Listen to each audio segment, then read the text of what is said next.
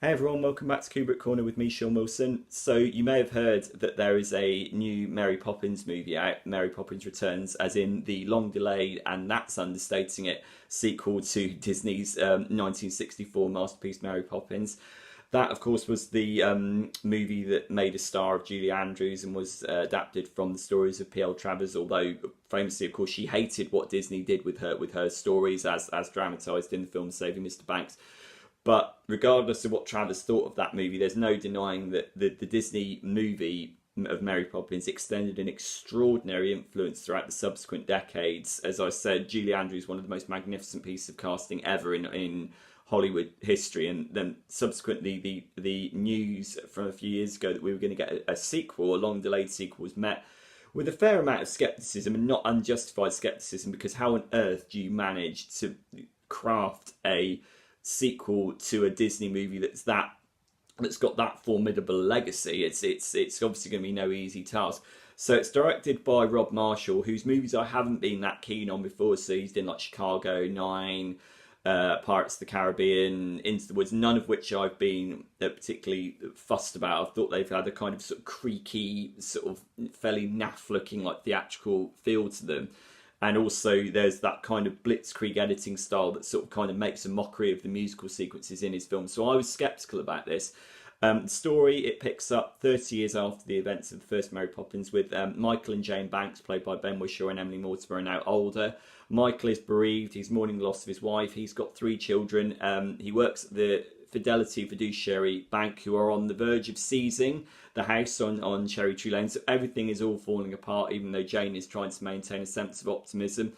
In glides Mary Poppins, Emily Blunt stepping in for Julie Andrews, who says that she is now back to rescue the bank's children. Of course, she's not referring to Michael's children, she is referring to the adults, because this is a through line through Mary Poppins that she is there to redeem the adults. It's the adults that need saving in an emotional sense.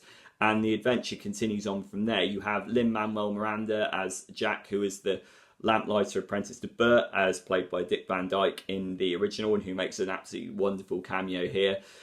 Colin Firth is the kind of sneery, like, bank sort of manager, Ben Wishaw's boss, who's like really, really sort of dastardly and conniving. And then you have Meryl Streep as Topsy, who is Mary's cousin.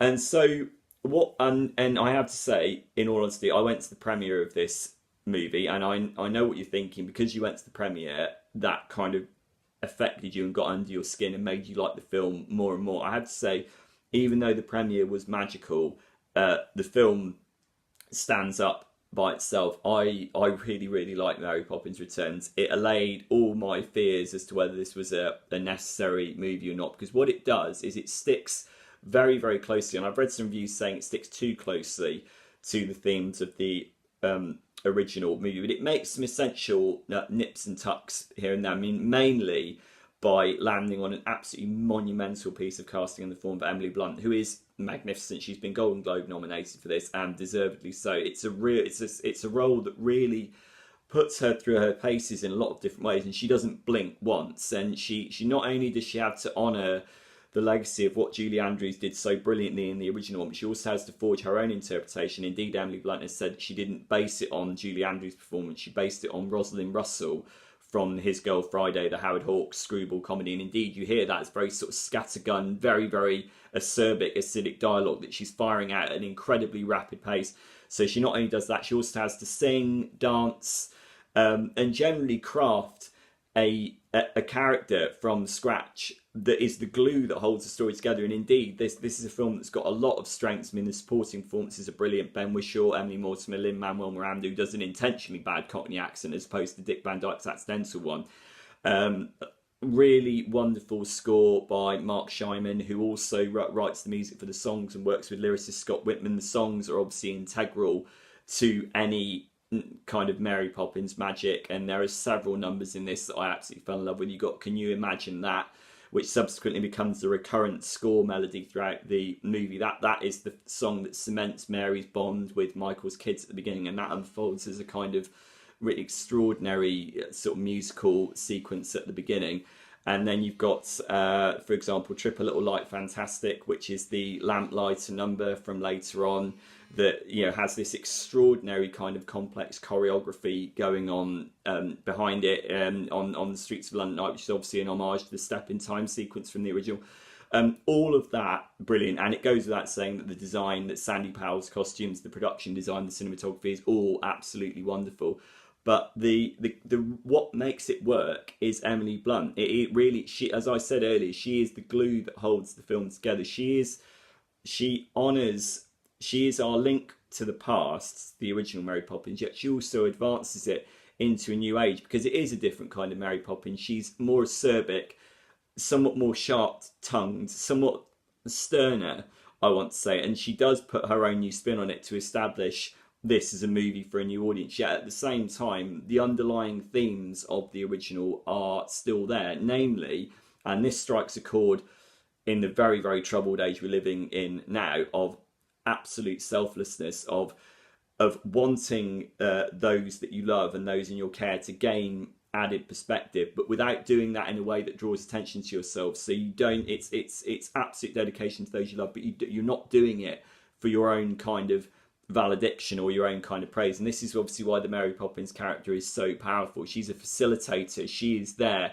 to facilitate the healing process between Ben Wishaw's older Michael, who is on his last legs, and his children, from whom he is becoming increasingly estranged, as a la the original movie. And Mary's role in that is not to sort of gloat and shout about how brilliant she is in that process. She's not there to shout about all the various astonishingly magical tricks that she does to make that work. But she facilitates that, and she also knows when to step back and when to not impose herself on that situation. That is a really, really powerful message, I think, nowadays. We're not getting, you know, very many examples of that, let's say, from certain people on the world stage at the moment. And I think that message chimed particularly with me, and I think it's going to chime massively with family audiences all around the world. It's a very, very important message. It's delivered with just the right, just the right spoonful of sugar. You know, and I think Emily Blunt's slightly tart, slightly acidic presence, as opposed to the sort of slightly more beatific Julie Andrews in the original, really kind of just about leavens the sweetness just enough, and it works absolutely brilliantly with, you know, everybody else. As I said, the musical sequences are brilliant. You've got A Cover Is Not a Book, in which allows fans of Hamilton to see Lin-Manuel Miranda go off on one of his own tangents. So, you know, Lin-Manuel Miranda fans are going to get a heck of a lot out of this. Yeah, I loved it. I thought it was really affectionately done. There are just enough cosmetic things going on around the edge, including an update to the whole 2D animation versus live action sequences, that make it work.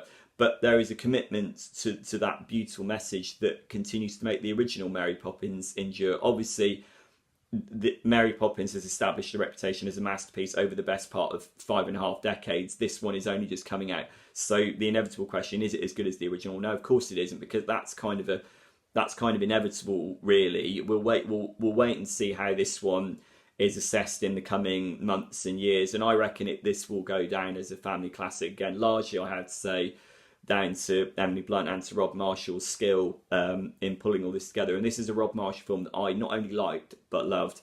So, yeah, Mary Poppins Returns, go and see it over Christmas. It's a really, really great festive treat.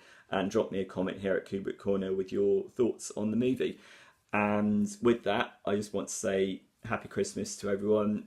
Thanks for following my channel. Really, really appreciate it. Apologies for not coming back to any of your comments. I really, really do appreciate them. And I will see you in 2019. So all the best, and see you soon. Bye.